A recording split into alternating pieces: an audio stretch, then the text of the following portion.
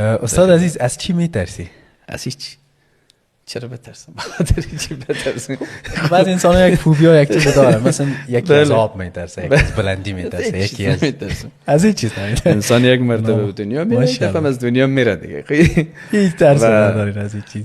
الله تبارک و تعالی در نص قرآن میگه که اذا جاء اجلهم لا يستأخرون ساعة ولا يستقدمون. وقتی فرمان صادر شد دیگه یک ثانیه و ساعت قابل تأخیر و تقدیم نیست، خلاص انجام میشه. و دو آیت در قرآن الله تبارک و تعالی میفرماید، یک در باب در سوره توبه است فکر میکنم اگر اشتباه نگفته باشم، انما یعمر مساجد الله من آمن بالله والیوم الاخر و اقام الصلاة و آتى الزکاة ولم یخش الا الله فعسى اولئک ان یکونوا من المهتدین. کسانی که به خاطر رضای خدا مسجد را بنا میکنند، به روز قیامت ایمان دارند، نماز برپا میدارند، زکات میدهند و از هیچ کسی جز الله نمیترسند، اینا مهتدینن، راه یابن.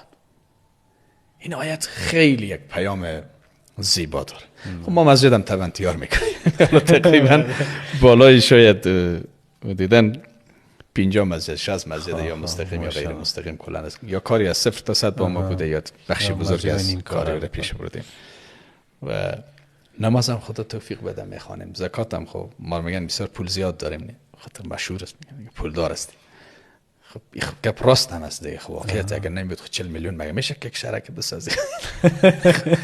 معلوم است که پول دار هستیم، شک نیست دیگه. خب زکات هم میدیم دیگه، چرا بترسیم؟ به جز خدا از کسی دیگه نمیترسیم. و در روایت دیگر الله تبارک و تعالی میفرماد الذين يبلغون رسالات الله ويخشونه ولا يخشون احدا الا الله.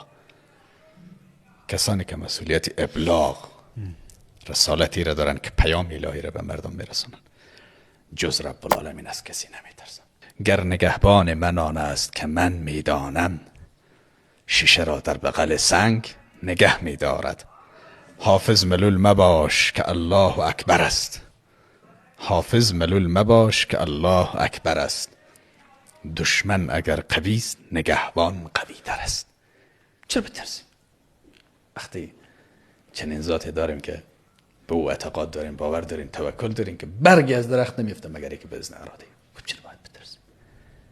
میگن که نه سیر بخور نه از بوی سیر بترس.